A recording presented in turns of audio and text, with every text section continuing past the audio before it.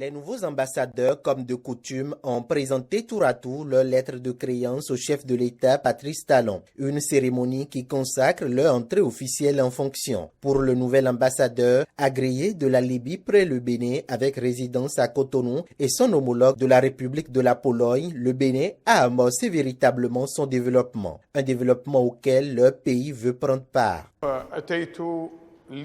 Faire renaître les relations qui lient la Libye et la République du Bénin et la relation qui est restée suspendue depuis l'année 2011 pour que les choses reprennent normalement.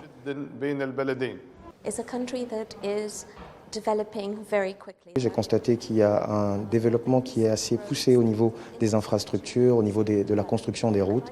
Et j'ai également remarqué que le gouvernement béninois, vous savez, nos deux pays entretiennent des relations cordiales et amicales, très étroites. Et nous avons décidé, dans le cadre de la coopération entre nos deux pays, de voir un peu ce que nous pouvons faire dans le secteur donc, de la technologie verte, dans le secteur donc, de l'informatique, dans le secteur de l'éducation. Et nous sommes également en train de penser à de nouveaux points de coopération qui pourront encore renforcer la relation entre nos deux pays. L'ambassadeur agréé de la République algérienne et celui de la Guinée équatoriale sont heureux des relations fraternelles qui existent entre leur pays et le Bénin.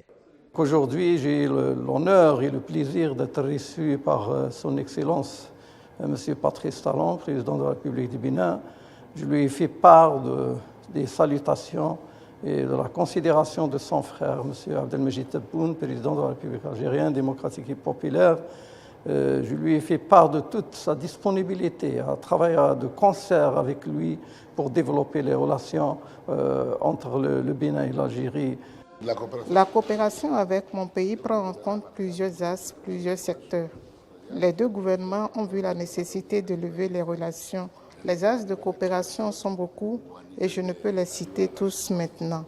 Il peut s'agir de 3 ou 5. Ce sera à travers les assises que tout se jouera. Le nouvel ambassadeur extraordinaire et plénipotentiaire du Royaume d'Arabie Saoudite près le Bénin se sent chez lui quand il est au Bénin. À sa suite, les ambassadeurs extraordinaires et plénipotentiaires de l'État d'Israël, du Royaume de Suède et du Canada ont respectivement présenté les nouvelles bases sur lesquelles ils entendent renforcer la coopération de leur pays avec le Bénin. Normalement, dans le monde entier, il y a petits enfants qui sont nés avec un problème congénital de cœur. Alors nous avons l'expertise et toutes les connaissances de cette matière là en Israël et je voudrais partager avec le ministre de la Santé la possibilité de coopérer, de faire la coopération dans la formation professionnelle pour les cardiologistes béninois ici. C'est des domaines où la Suède a beaucoup d'expérience déjà. Un autre domaine, une spécialité de la Suède, c'est le secours holistique, sostenible et transport urbain. Le Bénin, c'est très formidable. On est très contents d'être ici, mais c'est surtout les gens. Les gens sont très accueillants, très sympas.